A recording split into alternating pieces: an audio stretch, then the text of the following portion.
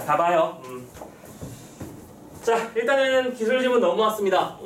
기술지문이라고 한다면 당연히 기본적인 원칙 몇 가지 좀 체크를 하고 넘어갔으면 좋겠는 게, 뭐 과학지문도 마찬가지긴 합니다. 우리 계속 얘기했었죠. 인문지문은 항상 누군가가 튀어나와. 사상가나 철학가가. 그래서 그 사람이 뭔가를 주장을 할 거야. 주장을 파악하고 이해하는 게 핵심이다. 또 사회지문은 항상 뭔가 문제 상황 하나 던져주고 이 문제를 해결하는 방법을 이해하려면 이런 것들을 알아야 돼 하면서 막 뭔가를 막 정리한 다음에 마지막에 그걸 해결하는 방법으로 꽝 마무리를 하죠. 그런 지문 전체적인 패턴 있습니다. 기술은 어떤 패턴이 있는가 라고 한다면, 일단은 특정한 대상의 작동 원리를 설명하는 글이 바로 기술이라고 본다면, 이 대상의 작동 원리라고 해서 대상에 뭐를 반드시 설명하냐면 구성의 요소들을 설명할 거야. 스위치를 눌렀더니 불이 켜졌어요. 이렇게 되는 게 아니고, 스위치를 누르게 되면 스위치 내부에 있는 A라는 요소가 B라는 요소가 접촉되면서 전류가 흐르게 되고, 이 흐르는 전류는 형광도로 넘어가고, 이런 식으로 단계가 나눠지잖아, 그렇지? 그래서 구성 요소가 뭘로 나눠지는가, 첫 번째 하나, 그리고 그 구성 요소가 실제로 어떻게 작동되는지 그 원리를 파악하는 게 핵심이라는 거야. 근데 말은 이렇게 거창하지도 않아. 그냥 이렇게 했지만, 어쨌든 기술지문의 핵심은 그래서 이게 뭔 소리야?가 이해가 되는 게 제일 중요한 거거든. 그러니까 여러분들 특히 선생님 저는 과학기술 지문이 제일 어려워요 라고 말하는 친구들의 상당수가 특히 뭐 문과 계열 친구들이나 예체능 계열 친구들이 이런 걸 굉장히 힘들어 하죠. 뭔 소리인지 모르겠다. 근데 까놓고 말해서 사회지문, 뭐 법률지문 나오면 이해 잘 돼? 그건 아니잖아, 그렇지? 아까 되게 기특한 친구가 하나 있었어. 예비고일 친구인데 잠깐만 뭐 물어보러 왔더라고요. 물어보고 와서 뭐 고민을 하고 있는 거야. 참고로 예비고일은 중3입니다 지금. 선생님 수업 들으면서 막 공부를 하고 있는데 사회지문, 법률지문이 나오는데 무슨 소리인지 하나도 못 알아듣겠어요. 저 어떻게 해요? 질문을 하더라고요. 그럼 선생님이 답으로 뭘 하면 된다라고 알려줬을까? 끊임없는 반복하세요. 그게 답이야. 그러니까 일단 기본적으로 뭐 이걸 외우면 돼. 이런 경제용어 책이 있으니까 이거 한번 마스터하도록 해. 그런 거는 편법이고요. 핵심은 제일 질 좋은 지문들을 반복적으로 연습하면서 어떻게든 이해하려고 용 쓰는 과정들을 여러 번 거쳐야 된다는 거야. 특히 우리 나중에 지금 선생님 지금 불만 여러분들 다 나눠서 가지고 있는 것도 있지만, 우리 민지 같은 경우에는 선생님 나중에 한 번 더 이번에 새로 개정판 한번 내려고 선생님 되게 머리를 많이 쓰고 있거든. 개정판을 완전히 이제 정답률까지 같이 포함해서 내려고요.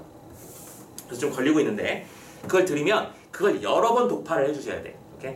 그래서 기술지 됐든 뭐가 됐든 어떤 특정한 작품의 지문의 유형이 나오면 그 지문 유형을 반복적으로 학습해서 이해도를 높이는데 계속 최선을 다해야 되는 거야. 그러면 한 바퀴 돌고 두 바퀴 돌고 세 바퀴 돌고 네 바퀴 돌고 이렇게 돌다 보면 예전에는 안 보였던 어떤 얘기와 구성 요소와 문제의 특징들이 다음에는 보이기 시작한다는 거지. 처음에는 안 보여 그게. 그냥 문제 푸는 것도 너무 급급해 죽겠고 단순히 일치불일치 맞추는 것조차 너무 힘들어. 근데 나중에 그게 마스터되고 나면 내가 대충 이 지문만 보면 답이 몇 번인지도 아는 경제까지 오르잖아. 많이 보면. 그러면 이 문제에서 요구했던 게 뭐였지? 그리고 이 지문에서 말하는 핵심 정보가 뭐지? 그래서 이 지문의 내용을 바탕으로 구성되는 작품의 작동 방식이나 뭐 어떤 특정의 대상의 설명 이런 것들이 나는 이해가 잘 되고 있는 건가? 계속 확인을 하다 보면 점점 그거 늘어가는 것들이 눈에 보일 거예요. 그래서 여러분들 기출을 반복하라는 말씀을 자꾸 드리는 거다라는 거 생각했으면 좋겠습니다. 오케이? 자, 이 점도 마찬가지예요. 이해 싸움입니다. 오케이? 대상의 구성 요소가 나오고 그 구성 요소의 특징이 나오면 그게 선택지에 등장할 건데 그런 녀석들을 총체적으로 정리해서 다 마무리해서 이해할 수 있는가? 싸움하는 건데요. 자, 일단은 문제부터 먼저 봅시다. 항상 하던 대로요. 자, 14번 문제를 딱 봤더니요. 무슨 문제가 나왔어? 일치불일치 문제 나왔죠? 항상 첫 번째 문제는 서술상 특징 얘기가 아니라면 일치불일치야, 그지? 근데 일치불일치를 보면 뭘 봐야 된다고? 주어나 서술어 부분. 그러니까 글의 앞부분과 뒷부분을 살짝 보면서 문제를 꼼꼼하게 체크하라는 게 아니라 그냥 이런 문제 나왔음 하고 체크하라는 거야. 봤더니 차량 주위를 외부 변수로 인한 왜곡, 차량의 전후좌우 카메라, 영상이 위에서 내려보는 시점 이런 얘기 하는 거 보니까 차량의 영상 무슨 장치 얘기하나 봐. 됐어? 자, 이렇게 해서 지금 선생님 좀 대단한 일을 한 것도 아니죠. 그냥 이런 지문이 나와 있다는 걸 염두에 두고 지문을 읽으면 이게 뭐가 좋다? 기분이 좋다. 지문을 읽을 때 내가 예상한 대로 흘러가는 그 흐름의 기분이 딱 맞아떨어지는 그 기분을 느끼면 자신감이 붙는다는 거야. 아무튼 이런 단어들을 신경 써줘야 된다는 얘기고요. 두 번째, 기억부터 디귿을 이해하라고 돼 있죠. 그럼 빨리 그 기억, 니은, 디귿이 뭔지 보고 오는 거죠. 기억이 촬영된 영상이라고 써져 있네요. 니은은 왜곡 보정 영상. 세 번째는 위에서 내려다보는 시점의 영상. 아하, 그러면 이 영상이 뭔가 이제 아까 촬영의 영상 장치라고 했었는데 그 영상이 단계별로 어떤 식의 특성들을 지니는지 그리고 이게 여러 단계를 거쳐서 최종 결과물이 나오는 거로구나 라고 이해하셔야겠죠. 그러면 지문의 구성 방식이 어떻게 돼 있을 거야? A단계에서 무슨 일이 벌어져서 어떻게 만들어지고 그렇지? 다음 B단계에서 뭐가 구성돼서 또 만들어지고 이런 차이점을 중심으로 내용을 정리해야겠구나 생각하셔야 된다는 거죠. 세 번째 문제를 봤더니 윗글을 바탕으로 보기를 탐구하래요. 그리고 이럴 때는 보기의 첫 번째 문장 정도 그리고 특히 그림이나 도표 나오면 집중하라고 했었어요. 딱 봤더니요. 그림은 장치가 장착된 차량의 운전자에게 제공된 영상에서 일부분이래요. 그러면 이것도 아까 기억, 니은, 디귿에서도 영상 얘기를 했었으니까 또 다른 영상이야. 그지? 그러면 이 영상 간의 특이점을 서로 비교하는 문제가 이 지문의 전체의 핵심이겠구나 라고 예상하셔야죠. 그리고 옆에 있는 그림은 지문에서 이제 뭐라고 했었냐면 앞부분에 대한 영상이라고 했었으니까 이 부분이 실제로 지문 속에서 어떻게 녹여냈을까 이런 것들을 고민해가면서 문제를 풀고 만약에 이런 부분에 대한 얘기가 지문 속에 존재한다면 그림을 보러 와서 같이 해결하는 것도 방법이고요. 자, 그리고 마지막 문제는 무슨 문제? 어휘 문제입니다. 놀랍게도 이 어휘 문제를 틀린 친구들이 정말 많던데요. 이 어휘 문제에 관련해서 선생님이 좀 해드릴 얘기가 있으니까 이따가 최종적으로 같이 정리하도록 하고요. 오케이? 자, 그러면 여기까지 정리가 됐어. 자, 이 지문은 자동차의 특정한 영상 장치에 대한 설명을 한 글이고 지문 속의 내용 구성은 각각 단계별 영상의 특징을 설명할 것이며 이것들을 서로 비교하는 것들이 이 지문을 이해하는 관건이로구나. 밖은 참고로 이 문제 정체에서는 좀 슬픈 일인데 15번 문제가 오답률 1위 문제였어요. 이번 수능 전체 1위 문제였어요. 한번 물어봅시다. 이 문제 정답이 2번이었죠. 2번 선택률이 20% 나왔거든요. 생각해봐. 되게 슬픈 일이야 이거. 20%가 정답률이 나왔다는 얘기는 오지선다의 20%는 뭐랑 똑같은 거야? 찍는 확률이랑 똑같잖아. 그치? 찍은 거랑 똑같아졌어요. 근데 문제는 이 문제가 그만큼 어려웠다는 얘기인데 좀 나는 이게 문제가 어렵다는 것을 구분해낼 수 있는 능력이 있는가? 이런 것들도 좀 스스로 생각해봐야 되는 거지. 우리가 흔히 이런 말을 하잖아. 요즘 시대는 뭐다? 1등 것이 굉장히 낮아지고 있는 시대야. 그치? 문제 난이도가 여러분들의 체감성으로 굉장히 높아. 그러면 어떻게 말하자면 모든 문제를 다 맞아야만 1등급은 아닌 거잖아. 그치? 되게 이제 고3이 됐으니까 현실적인 부분도 선생님이 살짝 얘기해 드리는 거예요.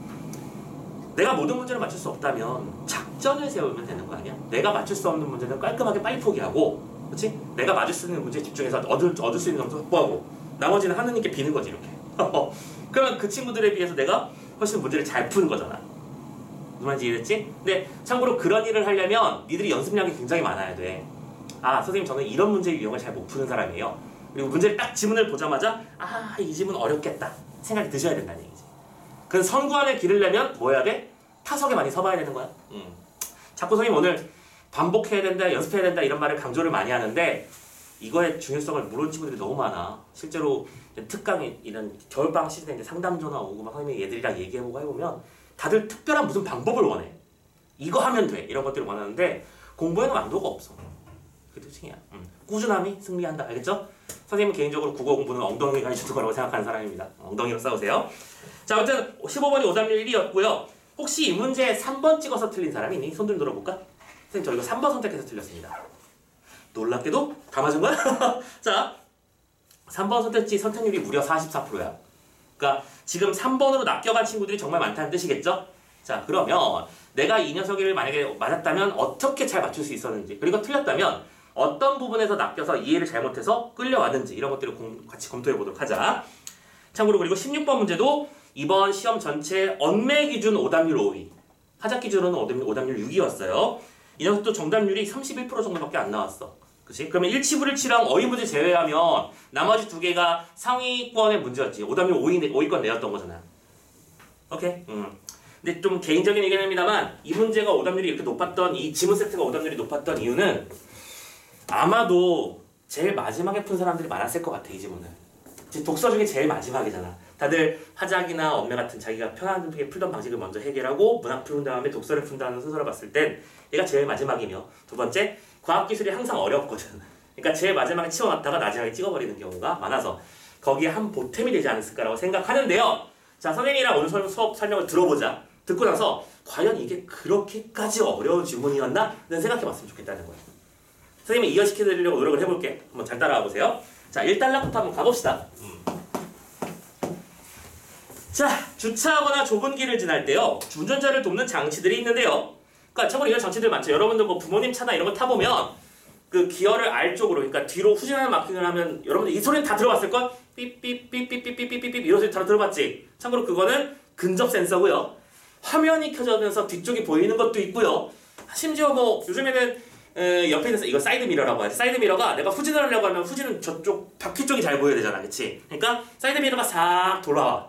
돌면 아래쪽을 비춰주잖아. 그러면서 알아서 나를 컨트롤 해주는 되게 좋은 시절이야, 그죠? 좀 있으면 뭐 여러분들이 사회 주력으로 나가는 시간이 되면 뭐 자율주행차가 나올지는 모르겠지만 아무튼 요즘 이런 것들을 돕는 장치들이 정말 많아져서 편해졌어요.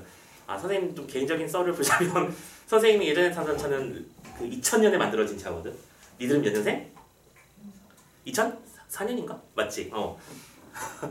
니들이 태어나기 4년 전에 만들어진 차를 타고 다녔었거든. 근데 그때 당시에는 이제 그런 장치들이 다 없었거든요. 근데 선생님이 최근에 한 3년 전에 차를 사면서 나름대로 최첨단 옵션이 달려있는 차를 샀죠. 그랬더니 이제 막 요즘에는 후진하려고 하면 막 화면도 다 보여주고 막 꺾어지고 난리도 아닌 거야.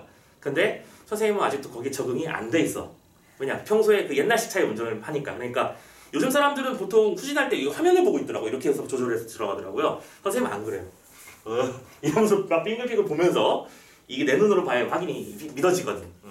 이제 꼰대가 돼가는구나 이런 밀린다는 느낌을 좀 받긴 하는데 아무튼 이런 장치들이 정말 많아요. 요즘 편해졌어요. 자, 근데 이 중에서 전후 좌우에 장착된 카메라로 촬영된 영상을 이용해서 차량 주위 360도의 상황을 위에서 내려다본 것 같은 영상을 만들어 차 안의 모니터를 통해 운전자에게 제공하는 그런 장치가 있답니다. 오케이. 자, 보자.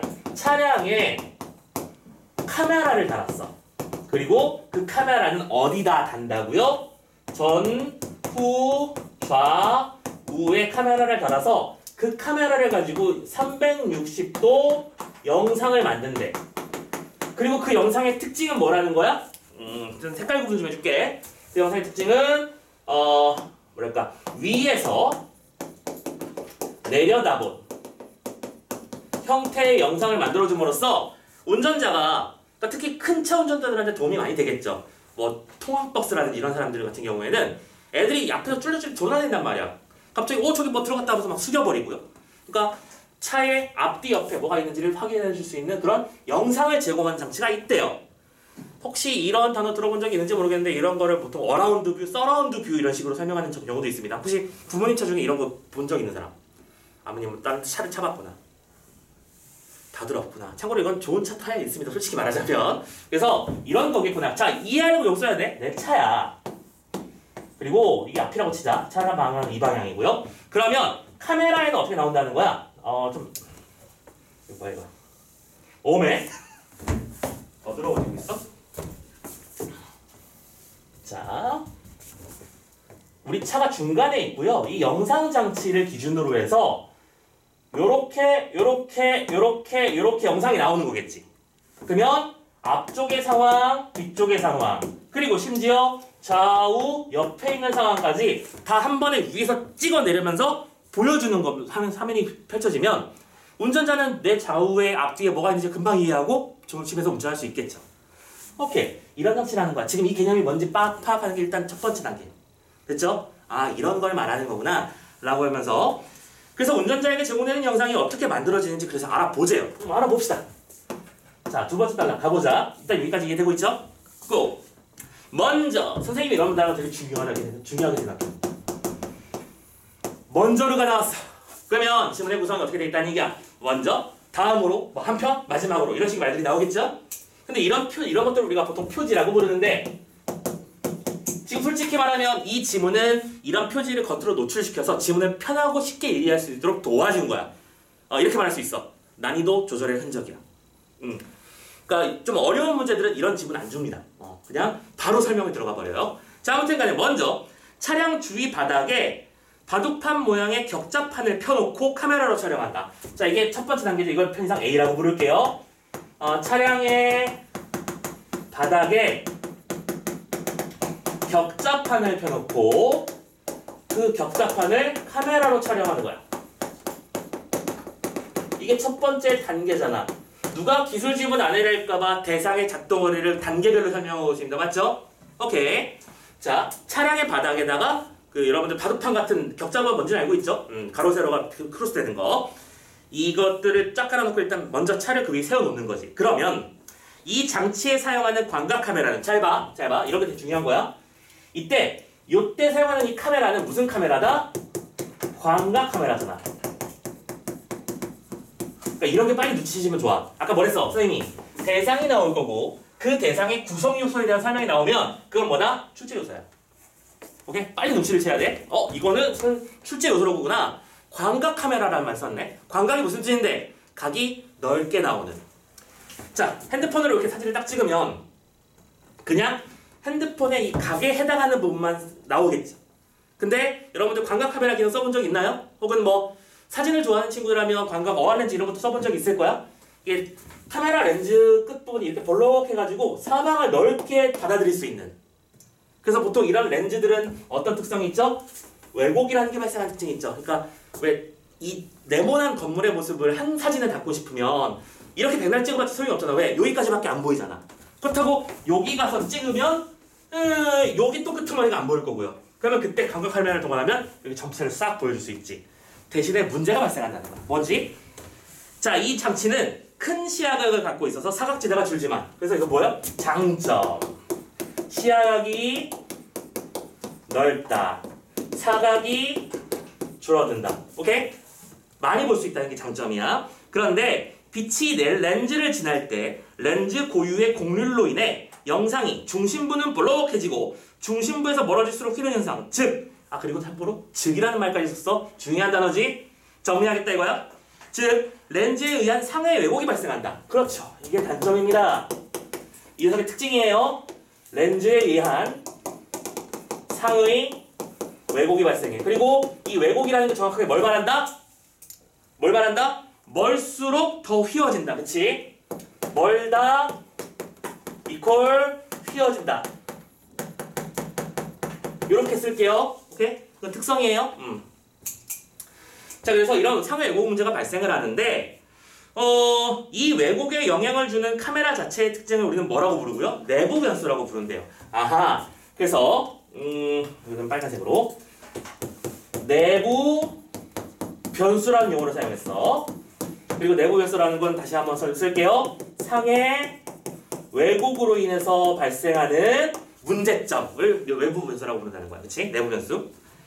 그리고 이 내부 변수라고 하는 녀석은 왜곡 개수라는 것도 나타내는데 이 숫자를 왜곡 개수라는 건 수치겠지. 그렇죠? 특정한 수치. 얼만큼 멀리 있을 때 얼만큼 휘어진다 라고 하는 수치를 알고 있다면 어떤 일이 벌어질까? 왜곡 모델을 설정해서 왜곡을 보정할 수 있습니다. 그래서 왜곡 모델로 보정하는 것이 가능하대요. 아직까지 할만하죠? 자, 이 카메라는 주변에서 사각이 있으면 안 되는 거잖아. 그치? 안 보이는 지점이 있으면 이게 도대체 무슨 의미가 있는 건데. 그래서 보이게 만들려면 볼록 렌즈를 써야 되는데 그 렌즈는 상해 왜곡이라는 특수한 문제점이 발생하지만 해결 가능함. 여기까지 따라왔죠? 그걸 내부 변수라고 하는데. 자, 그런 다음에 어떤 단어 나왔어요? 한편이래잖아요. 다른 얘기 하겠다는 거야. 이런 단어는 마킹 잘 해놓고 이런 지문 기준으로 끊어가면서 읽는 게 중요합니다.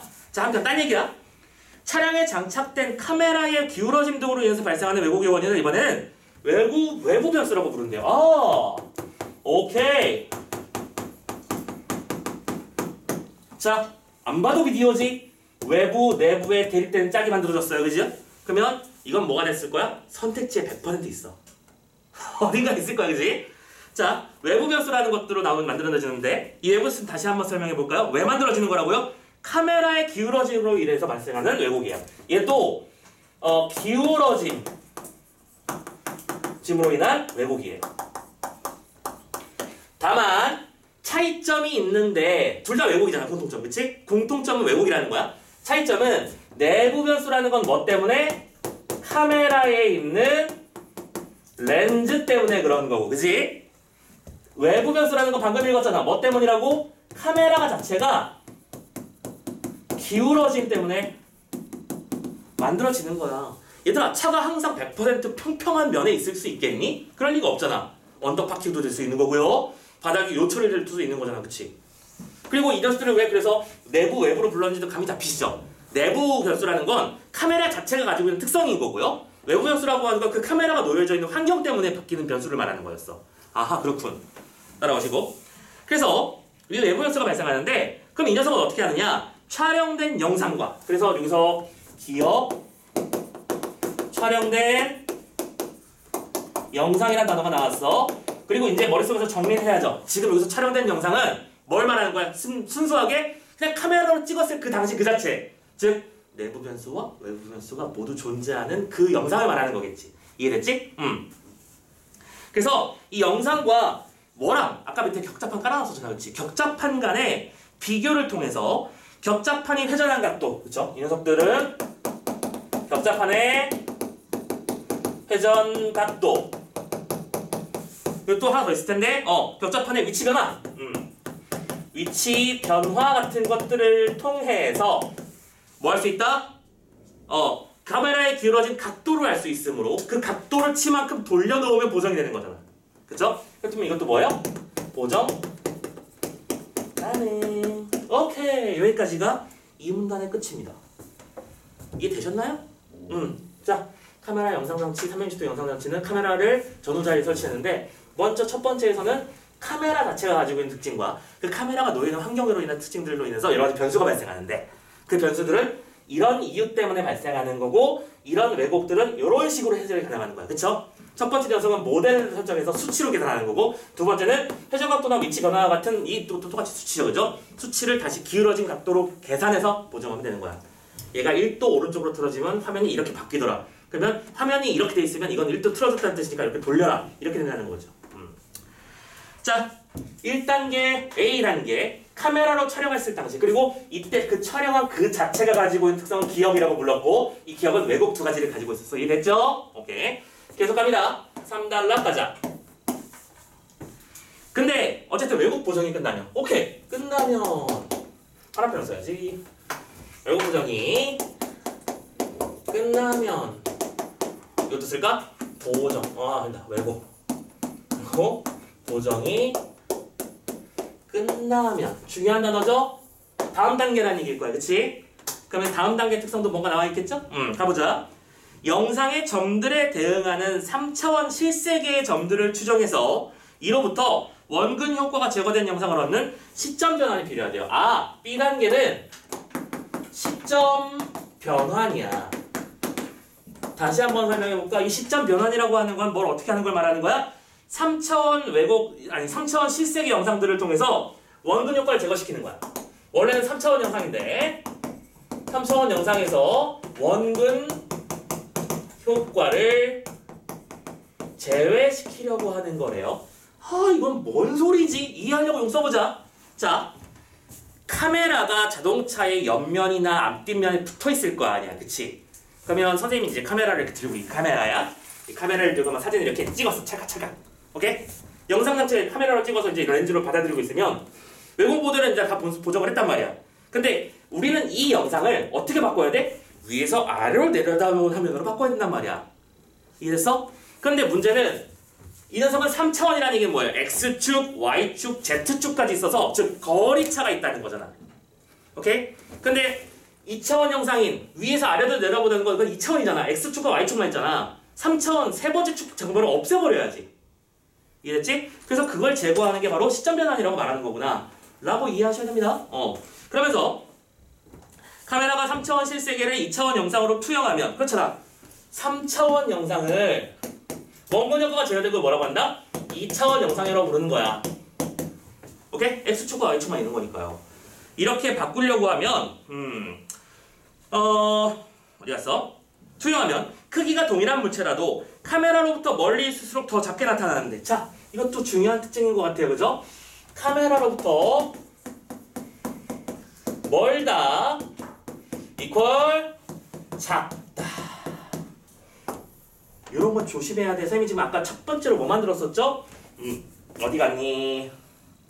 그렇지. 멀수록 휘어진다는 문제. 그지? 멀수록 작아진다는 문제. 이런 단계들을 하나씩 해결하고 있는 중이야. 자, 그리고 참고로 과학기술 지문의 공통 특성이긴 한데 뭐뭐 할수록 뭐뭐 한다면, 뭐뭐 하는 때, 뭐뭐 하는 경우 이런 말이 나오면 출제 요소라고 생각하자. 알겠죠? 선택지에서 써먹기 되게 좋은 말들이거든. 고도가 높아질수록 온도가 떨어진다 라는 얘기는 높은 고도는 낮은 온도를 말해주는 거고 낮은 고도는 높은 온도를 말해주는 거겠지. 이렇게 대응되는 짝을 만들 수 있어야 돼. 오케이? 자, 아무튼 이런 문제가 있어서 위에서부터 내려다보는 시점의 영상에서는 거리에 따른 물체 크기의 변화가 없어야 하기 때문이야. 자, 이제 이해됐으니까 이게 무슨 말인지 이해가 되죠? 자, 거리에 따른 크기 변화가 없어야 합니다. 그러니까 네 번째 단락 문제 마무리합니다. 왜곡이 보정된 영상에서 자, 니은 왜곡이 보정된 영상이야. 근데 얘들아 착각하면 안 되는 게 자, 요 니은은 여기까지 끝난 거야, 여기까지 끝난 거야. 여기까지 끝난 걸 말하는 거지. 아, 이해됐어? 자, 앞에서 촬영된 영상은 왜곡 모델을 투입해서 정리하기 전인 거죠. 그냥 말 그대로 로우 촬영, 그러니까 원본 파일이고 그 녀석을 왜곡 수정을 하고 나면 왜곡이 보정된 영상이 만들어지지만 이 녀석은 무슨 문제가 있는 거야? 알겠어 볼까? 촬영된 영상에는 무슨 문제가 있어? 왜곡 문제가 있어. 그래서 이 왜곡 문제를 해결하기 위해서 이런 일을 하는 거지. 두 번째, 왜곡이 보정을 했으니까 그 다음엔 또 무슨 문제가 있는 거야? 시점 문제가 있는 거지. 그러면 그 시점 문제를 해결하기 위해서 뭔가 해야 될 거 아니야. 오케이? 자, 그 내용이 여기서부터 나오는 거죠. 영상에서 몇 개의 점과 그에 대응하는 실색의 격자판들의 점들의 위치를 알고 있다면. 그러니까 지금 이거는 그 프로그램을 짜는 단계에서 차를 갖다 놓고 밑에 격자판도 갖다 놓은 거잖아. 실제로 다 측정하면 되는 거잖아. 아, 이 차는 렌즈를 여기다 딱 꼽아놓고 카메라를 설치해놓고 봤더니 실제로는 거리가 60cm일 때 카메라 속에서 어떻게 나타나더라. 보이겠죠? 그래서 이 영상의 모든 점들과 격자판의 점들 간의 대응 관계를 이용해서 가상의 좌표계를 이용해서 기술할 수 있는 거래요. 어허. 시점 문제를 해결하는 방법은 그러니까 영상에 나타난 점들과 실세계에 존재하는 점들. 아까 바둑판이라고 했으니까 마주치는 점들이 있을 거 아니야, 그렇지? 이 두 개에 뭘 사용하는 거야? 대응 관계를 가지고. 자, 여기 격자판 보이죠? 자, 차가 이렇게 있어요.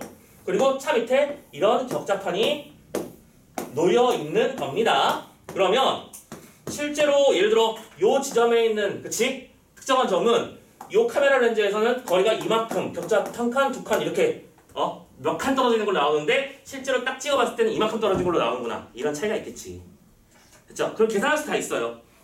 그래서 이 대응 관계를 이용해서 영상의 점들을 격자의 모양과 격자 간의 상대적 크기가 실세계와 동일하게 유지되도록 한 평면에 놓으면 2차원 영상이 된다는 거야. 근데 뭔가 좀 약간 좀 들어온 표현이 똥 답답한 것 같은 기분이 좀 드는 게 그냥 대응 관계를 이용하면 된다 끝이잖아. 그치? 이거 뭐 디테일한 기술 없죠, 그쵸? 대응 관계를 어떻게든 설명을 하다 보면 이게 설명이 돼! 라고 말한 거잖아. 참고로 선생님 개인적으로는 이것도 역시 오답률 조정의 흔적이 아닐까. 지문이 충분히 더 어려울 수 있었고 더 길 수 있었는데 여기서 멈추는 거야. 얘들 이거 죽을지도 모르겠는데 멈추자. 그래서 그냥 이걸 이용하면 해결. 그게 다잖아. 놀랍게도요. 그치? 해결할 수 있다라고 설명했고 이때 얻은 영상이 디귿. 그래서 이 것까지 정리하고 나면 디귿 뭐가 만들어지는 거야? 위에서 내려다보는 시점의 영상. 위에서 내려다보는 시점의 영상이 된다. 그러면 이해되시죠? 이 디귿이라고 하는 건 앞에서의 왜곡 문제와 두 번째 시점 문제가 모두 해결된 최종 영상이겠죠. 이해됐습니까? 그래서 운전자는 위에서 아래로부터 내려다본 것 같은 어떤 그림을 받아가지고 주변에 장애물들을 피해가며 운전을 할 수 있겠죠. 됐죠? 그리고 최종 마지막 하나 더. 이 영상을 이와 같은 방법으로 구한 각 방향의 영상을 그럼 여기서 말하는 각 방향은 뭔데? 전, 후, 좌, 우를 뭐하면? 합성하면 뭐가 만들어져? 차량 주위를 위해서 내려다보는 것 같은 영상을 만들어준다. 그쵸? 근데 이때 이 영상은 최종적으로 누가 보는 영상이야? 운전자가 모니터를 통해서 보는 영상을 말하는 거겠지. 왜냐면 지금 여기까지 설명한 거는 이 네 방향의 카메라 중 하나에 대한 얘기였으니까요. 그럼 그 작업을 전후좌우에 반복하면 전부 다 영상을 만들 수 있고 각각의 영상들을 저렇게 보여주면 되는 거 아니겠나? 됐어요? 오케이. 자, 여기까지가 지문의 내용이었습니다. 이해가 되셨나요? 된 것 같아요? 자, 그러면 적응을 한번 해볼까요? 문제부터. 자, 이해가 됐다면 문제가 이제 슬슬 풀리기 시작할 거야. 따라가 보자. 자, 14번 문제부터 해결해 볼게요. 일치불일치 문제입니다. 1번. 차량 주위를 위에서 내려다본 것 같은 영상은 360도를 촬영하는 카메라 하나를 이용해서 만들어진다. 자, 뭐가 잘못됐죠? 지금 봐봐. 위에서 내려다보는 영상 360도 카메라 다 맞잖아. 근데 어떤 단어가 잘못됐어? 전후 좌우가 아니라 카메라를 몇 개라고 했어? 하나라고 했잖아요. 전후 좌우면 카메라 최소 4대 아니? 아니 어쨌든 한 대는 아닐 거 아니야. 그게 몇 대인지는 모르더라도. 되셨나요? 오케이. 1번 땡입니다. 2번 외부 변수로 인한 왜곡. 아까 외부 변수는 뭐라고 했었죠? 카메라 자체가 기우는 현상이었습니다. 이 왜곡은 카메라 자체의 특징을 알 수 있으면 쉽게 해결할 수 있대요. 근데 카메라의 특징 자체는 내부 변수 말하는 거 아니야? 렌즈로 인한 왜곡이잖아. 즉 외부 변수는 내부 변수 통제 방법으로 해결할 수 있다고 말한 거니까 틀렸지. 땡. 3번 차량의 전후 좌우 카메라에서 촬영된 영상을 하나의 영상으로 합성한 후에 왜곡을 보정한다. 잘못됐죠? 뭐가 잘못됐어? 왜곡을 보정하고 시점 문제를 해결한 다음에 합성하는 순서가 맞는 거잖아. 순서가 잘못됐지? 땡. 4번째. 영상이 중심부로부터 멀수록 크게 휘는 것. 자, 나 아까 말했잖아. 이런 거 써먹는다. 써먹었잖아. 그치? 멀수록 휘어진다 라고 하는 것은 왜곡 모델을 통해서. 오케이. 왜곡 모델을 통해서 보정 가능하다. 4번이네. 쉬웠죠? 오케이. 자, 지금 선생님이 강조하고 싶은 건 그거야. 지문을 읽을 때 여러분들이 이게 중요할 거라고 믿어졌는지가 신경 써서 쓰였으면 좋겠는지죠. 거지. 나올 것 같은데? 이런 게 빨리빨리 보이면 문제 푸는데 스피드가 올라갈 겁니다. 자, 마지막 5번이에요. 위에서 내려다보는 시점의 영상에 있는 점들은 카메라 시점의 영상과는 달리 3차원이 아니라 몇 차원이겠죠? 2차원이겠죠. 왜인지 알겠죠? 원래 3차원이었던 영상에서의 원근을 제거하고 2차원으로 만들어서 위에서 아래로 내려다보는 식으로 바꾸는 거니까. 오케이, 14번 문제 해결했습니다. 그러면 이번 시험 전체에서 오답률 1위, 5위였던 나머지 문제들 한번 정리해볼까요? 자, 15번 문제 가볼게요. 자, 기억, 니은, 이것을 이해해보자. 선생님이 지금 기억, 니은, 이것을 의도적으로 다 써놨습니다. 촬영 영상, 그 다음에 왜곡 보정 영상, 위에서 내려다보는 시점 영상, 그리고 마지막 4번째는 이걸 합성한 영상. 그치? 이걸 편의상 리을이라고 해볼까요? 아무튼 간에. 자, 가보자. 촬영된 영상에서 광각 카메라를 이용해서 확보한 시야각은 왜곡 보정 영상에서 작아질까? 시야각을 원래는 이만큼 볼 수 있었는데 이 녀석이 왜곡을 보정하면 요만큼밖에 못 보는 걸로 바뀌니? 그런 말 한 적 없잖아. 왜곡을 보정하고 나면 시야각이 줄어든다고 말했니? 아니에요. 틀렸죠? 전혀 근거 없는 소리를 하고 있습니다. 1번 땡. 2번 왜곡이 보정된 영상에서는 촬영된 영상과 마찬가지로 렌즈와 격자판 사이의 거리가 멀어질수록 격자판이 작아 보일 거예요. 자, 다시 한번. 렌즈랑 격자판 사이의 거리가 멀어질수록 격자판이 작아 보이는 현상. 요거잖아. 멀다 있고 좁다. 이건 무슨 현상? 원근 효과. 원근 효과. 촬영된 영상에는 원근 문제 있겠니? 있죠. 당연히요. 해결해 줘야 되니까. 니은 왜곡이 보정된 영상에서도 이 문제가 여전히 똑같이 발생해 있을까요? 그렇지, 있지. 이걸 해결하기 위해서 이걸 해가지고 최종적으로 이걸 만드는 거니까. 그러면 이 녀석은 놀랍게도 이 녀석과 이 녀석의 공통점은 뭐다? 아직 왜곡이 보정되지 않았다라는, 아니 뭐냐, 왜곡이란다. 시점 보정이 이루어지지 않았다라는 공통점이 있었던 거고 그걸 가지고 문제를 만드는 거야. 정답 2번. 이해되셨나요? 자, 3번도 가볼게요. 왜곡이 보정된 영상에서는 촬영된 영상에서 렌즈와 격자판 사이의 거리에 따른 렌즈의 곡률 변화로 생긴 휘어짐이 보정되었겠구나. 선택지 만들어 놓은 거 보고서 기가 막히지 않냐? 역시 출제위원들이야. 겁나 헷갈리게 만들어놨잖아, 그치? 근데 천천히 따져봐, 하나씩. 자, 렌즈와 격자판 사이의 거리에 따른 렌즈의 곡률 변화로 생긴 휘어짐이래요. 이게 말이 되는 소리야? 다시 한번. 렌즈와 격자판 사이에 일정한 거리가 있겠지. 그 일정한 거리가 여기서는 원근 효과라고 표현되는 녀석이었어. 그 원근 문제에 따른 렌즈의 곡률 변화라는 거 설명을 했잖아. 일단은 이게 맞는 말이냐고. 렌즈의 곡률은 자기 스스로가 가지고 있는 고유 특성이란 말이야. 무슨 말인지 알겠지? 고유 특성이니까 이걸 연결하는 것도 되게 웃기는 거고, 그리고 또 두 번째, 이 말도 생각해보자. 그러면 그 말이 만약에 이해가 안 됐더라도 이 니은, 즉 여기 왜곡이 보정된 영상에서는 뭐랄까? 렌즈와 격자판 사이의 거리에 따른 문제가 해결된 거야? 그건 아직 해결이 안 된 거잖아. 대신에 렌즈의 이제 보정 문제는 해결됐겠지. 근데 문제는 이건 어떻게 된 거냐면 얘 얘기하고 얘 얘기하고를 막 세 가지를 섞어가지고 너희들을 혼돈에 빠뜨린 거야 지금. 근데 실은 전혀 뜬금없는 소리를 하고 있는 거야. 이건 마치 국형쌤이 빨간 머리로 염색을 한다면 수능에서 1등급을 받을 수도 있을지 모른다는 소크라테스의 말을 옳다고 생각한다. 이딴 식의 말이랑 똑같은 거야. 그게 무슨 소리야. 아무 상관이 없는 얘기잖아. 좀 극단적으로 표현한 거야. 오케이? 자, 여기서 왜곡 모델이 해결되는 거는 멀수록 휘어지는 문제고, 원금 문제가 해결되는 것은 멀수록 작아지는 문제, 이런 것들이었잖아. 그래서 단계별로 요걸 해결한 다음에 요걸 만들고, 요걸 해결한 다음에 요걸 만들고, 이런 식의 단계가 있었는데 이거 세 개를 막 짬뽕해서 다 문제다라고 말해버린 거죠. 잘못된 연결입니다. 이해되셨나요? 그래서 정답이 3번이에요. 현혹되지 마세요. 4번 갑시다. 왜곡이 보정된 영상과 실세계의 격자판을 비교해서 격자판의 위치 변화를 보정한 디귿이래요. 이거 맞는 말이야? 이것도 틀려먹었지? 바로 이해되시죠 이제? 이 녀석은 앞에 녀석보다 훨씬 할만하네요. 자, 왜곡이 보정된 영상과 실세계의 격자판을 비교해서 격자판의 위치 변화를 보정한다고? 말이 안 되잖아. 그치? 네. 5번, 왜곡이 보정된 영상에서 렌즈에 의한 상의 왜곡 때문에 격자의 윗부분으로 갈수록 격자 크기가 더 작아 보이는 것이 디귿의 보정이다. 이것도 뭐가 문제인지 알겠죠? 격자판의 윗부분으로 갈수록 크기가 더 작아 보이는 문제는 무슨 문제인 거야? 멀수록 휘어지는 문제. 그치? 이 문제란 말이야. 근데 이 문제를 니은 단계에서 디귿으로 보정하는 단계라고 설명하고 있으니까 잘못된 얘기지. 됐죠? 오케이. 이렇게 해서 제일 어려웠던 15번 문제를 한번 같이 해결해 봤어요. 선생님의 의도가 전달이 제대로 됐다면 지문을 이해하고 풀면 술술술 이렇게 읽히는데, 문제는 우리는 제한된 시간 싸움을 하고 있는 거고, 그지? 또 그 압박감 속에서 문제를 풀어야 되는 상황이다 보니까 이게 잘 안 읽혀.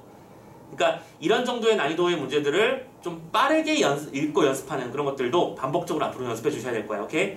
지금은 선생님이 앞에서 막 소리를 질러가면서 설명하니까 그런가 보다 할 수 있는데, 이게 나중에 한 6개월 정도 지나잖아. 그러면 왜지? 이렇게 돼요. 그럼 그때 이 영상 다시 보세요. 알겠죠?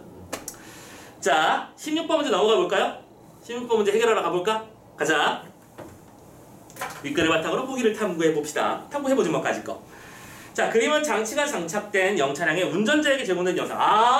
이거 리을 만든 거야 방금. 그치? 그러니까 운전자에게 제공된 영상은 이 세 단계까지, 디귿까지 온 다음에 이 영상이 4개가 합쳐져서 최종적으로 요런 화면이 만들어진 상태를 말하는 거겠네. 그치? 자, 영상에서 차량의 전방 부분만 보여주는 거야. 오케이, 좋아요. 자, 여기다 그려볼까요?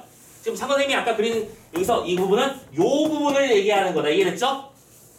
현실적으로는 서라운드 뷰다 보니까 이렇게 틀어져서 보여지겠지만 실제로 이렇게 네모나게 보일 거야. 이해됐죠?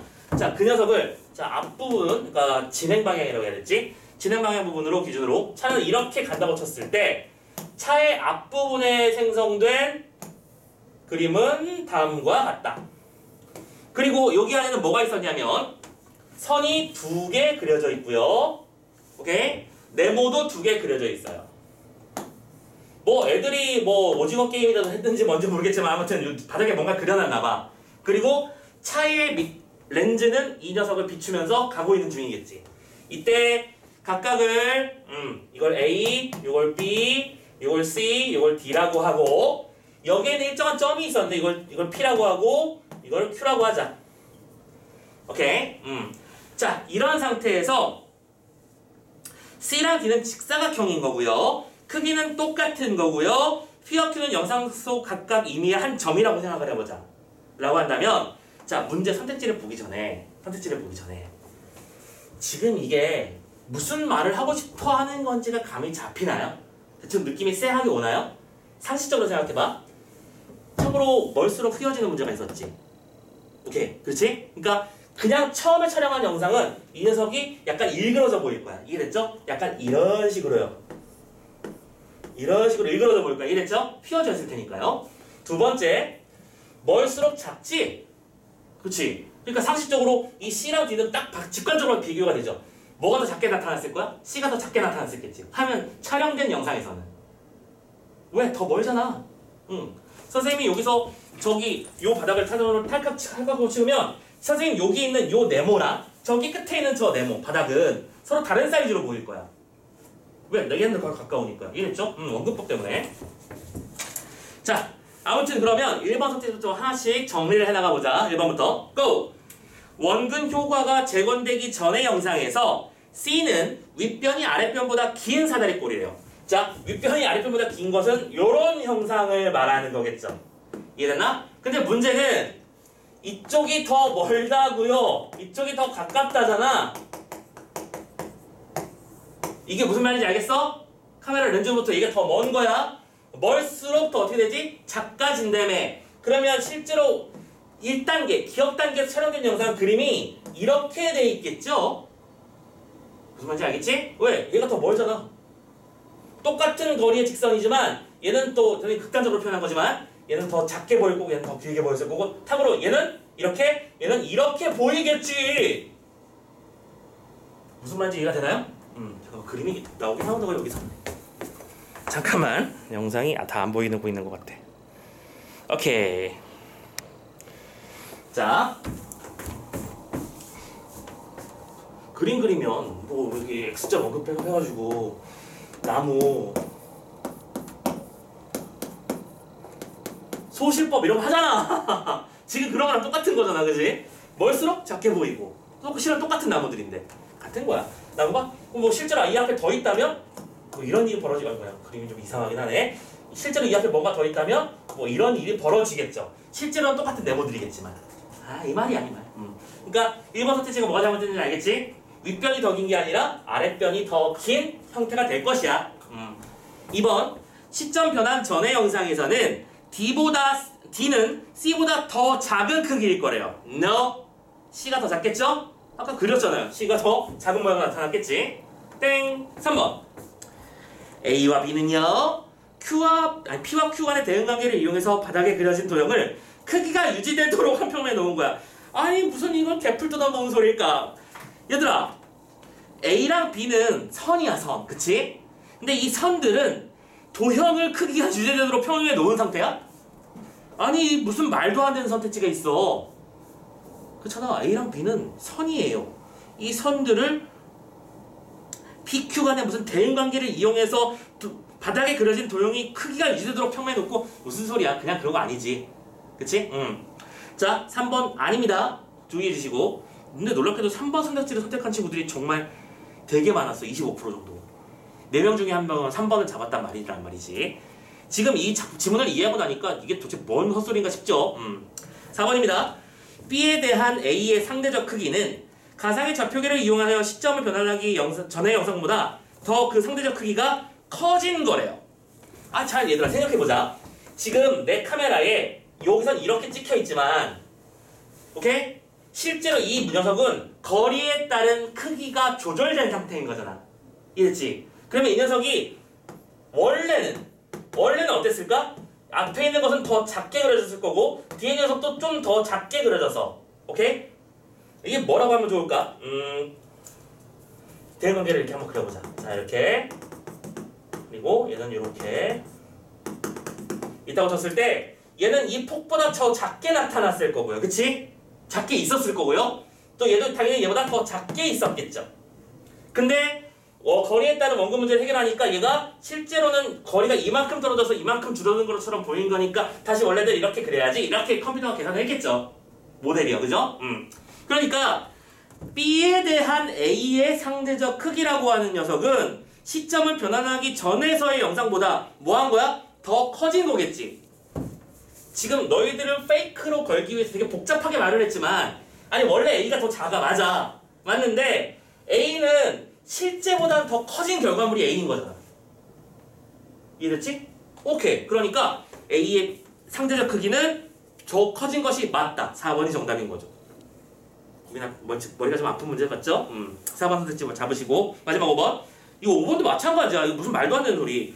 P가 A 위 한 점이라면 점 맞아요. A는 P에 대응하는 실세계의 점이 시점면을 통해서 선으로 나타나는 거야? 점이 선으로 나타나는 거야? 뭔 소리야? 무슨 말도 안 되는. 너무 고민할 필요가 없었던 거지, 그지? 근데 아까도 말씀드렸지만 독서 이거 제일 마지막에 풀고 있고 시간은 막 가고 있고 그러니까 안 읽히니까 그냥 느낌감으로 찍어버리는 문제가 발생했을 가능성이 상당수 있었을 거다. 이 문제가 오답률 높은 위치를 차지한 이유는 그런 것 때문이 아닐까라고 개인적으로 생각을 해본다는 거 말씀을 드리면서 오케이 16번 문제까지 해결됐습니다. 오케이. 자, 대망의 17번 마지막 문제인데 자 17번 문제도 틀린 사람이 분명히 있을 거란 말이지. 근데 얘들아 이건 잘 봐두자. 이건 지우고 여기서 설명을 좀 해볼게요. 우리가 어휘 문제 풀 때 있잖아. 지금 이 문제 같은 경우에는 무슨 문제야? 서술어 문제지. 어휘 문제는 크게 두 종류가 있어, 그지? 서술어 묻는 문제가 하나 있고 한자 어휘 문제가 있어요. 그치? 한자 어휘는 솔직히 답없다라고 했었고 선생님이 어떻게 푸는지도 알려드렸었죠? 평소에 연습할 때 특정한 색깔 형광펜 이용해서 하나의 책을 마스터하다 보면 나만의 단어장이 만들어질 것이고 그 단어장으로 정리를 해라 라고 했었습니다. 근데 이 서술어 문제는 기본적으로 대치를 하는 문제잖아, 그치? 그러다 보니까 뭘 따지는 게 중요해? 데리고 오는 아이. 선생님은 이렇게 표현하거든? 데리고 오는 아이. 혼자 안 와, 얘는. 꼭 누굴 데리고 와. 이걸 좀 문법용으로 설명해보자면 다른 말로 뭐라고 하지? 서술어의 자릿수지. 오케이? 단순히 먹다가 있어. 그럼 먹다만 똑같은 뜻으로 가져오면 되는 거야? 아니죠. 그 녀석은 A가 B를 먹다에 구조일 테니까 주어랑 목적어를 데리고 다니는 애일 거고 주어는 당연한 거니까 생각하지 말고요. 목적어가 필요한 녀석이구나. 이런 식으로 어떠한 성분을 데리고 오는 체크하는 게 1번이야. 그 기본 중에 기본. 근데 참고로 이 문제는 거기서 한 단계를 더 한 거야. 뭐냐면 자 데리고 오는 아이가 당연히 목적어나 부사어 같은 것들이 있을 경우인데 목적어는 뭐뭐를 부사어는 뭐뭐에게 뭐뭐으로 뭐 이런 식의 말들이겠지, 그치? 이런 애들 데려올 때 하나만 더 신경 써. 뭐냐? 그 대상이 구체물인지 관념물인지 요거 구분 좀 해줘. 이거 되게 중요한 개념이야. 됐어? 이거 되게 중요한 개념이 알겠지? 서술어 문제 풀 때 목적어나 부사어가 필요가 되는 녀석이라면 그 녀석이 실제로 존재하는 구체적인 대상물인지 아니면 머릿속으로 생각하는 단어인지 구분해 주시는 거야. 자, 하나 예를 들어볼게. 그러니까 쓰다라는 말이 아니면 뭐 해볼까? 쓰다 해볼까? 쓰다라는 단어가 있어요. 그러면 참고로 쓰다도 여러 종류의 뜻이 있잖아, 그치? 근데 뭐 입에 쓰는 것도 있을 거고요, 뭐 모자에 쓰는 것도 있을 거고요, 그치? 근데 생각해보자. 모자를 쓰다 같은 경우에 쓰다라는 녀석은 실질적으로 어떤 구체적인 머리에 쓰일 수 있는 대상을 씌우는 거잖아. 근데 그가 머리를 쓴다라는 단어가 나왔어. 그럼 머리를 쓰는 게 정말로 내 머리를 막 어디다 긁어대고 그러는 거야? 아니지. 두뇌를 작동시켰다는 뜻이잖아. 그때 쓰다의 목적물은 관념물이잖아. 그 두 개 쓰다는 서로 다른 말인 거야. 머리에 모자를 씌우는 거랑 쓰는 거랑 머리를 써서 이 문제를 해결하겠어. 그건 두 개는 다른 개념이라고요.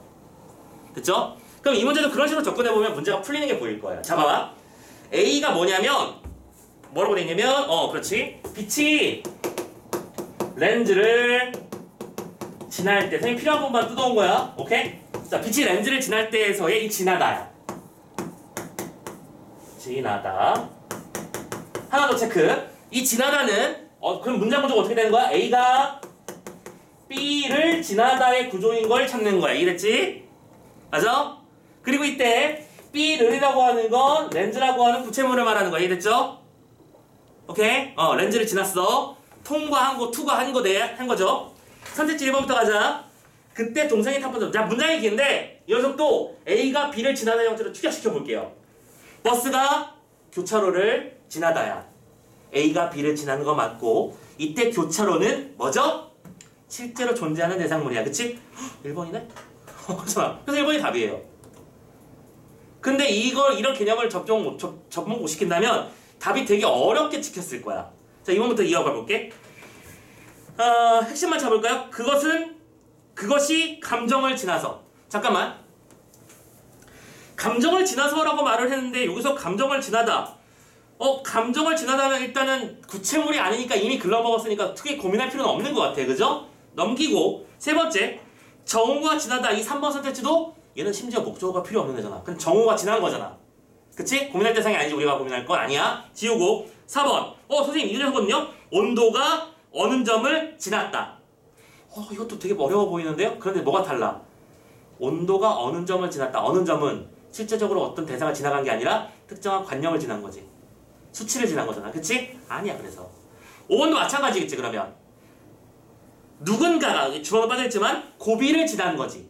그때 고비라고 하는 게 고비 사망을 지나간 게 아니잖아. 그치? 어려운 단계를 지나갔다는 관념적 대상이잖아. 그치? 그러니까 5번도 답이 될 수 없는 거죠. 정리되셨나요? 그렇게 해서 최종적으로 1번이라는 답이 나오는 거죠. 오케이. 자, 여기까지 해서 꼼꼼하게 기술지문도 한번 쫙 같이 풀어봤어요. 기술지문은 앞으로 여러분들이 풀게 될 그리고 겪어보게 될 많은 문제들 중에서 좀 짜증을 많이 유발하는 녀석이 될 가능성이 높아. 근데 그렇다고 해서 자꾸 그냥 내 취사 선택만에 따라서 뭐 그냥 이 문제는 좀 쉬워 보이니까 풀고 이 문제는 나한테 익숙한 개념이니까 풀고 그런 식으로 골라먹지 마시고요. 편식하지 말고 지문이 나오면 일단 어떻게든 우겨 넣으세요. 좀 약간 무리스러운 말일 수는 있지만 우겨 넣어서 맛이라도 봐. 이건 되게 씁쓸한 맛이로군 하면서 먹다 보면 나중에는 먹는 방법을 알게 되는 거야. 처음부터 우리가 간장게장을 쪽쪽 다 빨아먹을 순 없어. 요 먹어야 되고 요 부분은 바닥을 긁어야 되고 다 다르잖아. 그런 요리법을 여러분들이 익히려면 자꾸 간장게장이 내 눈앞에 있어야 돼. 그래야 해결되는 거야. 겁내지 마시고 여러 번 풀어보자 라는 말씀을 드리면서 자, 고생하셨습니다. 잠깐 좀 쉬었다가 그리고 아까 선생님이 쉬는 시간에 각자 할 일들을 좀 몇 가지 확인한다고 했었죠. 쉬었다가 그 뒤에 나오는 문학 파트 시작해 보도록 할게요. 자, 잠깐만요.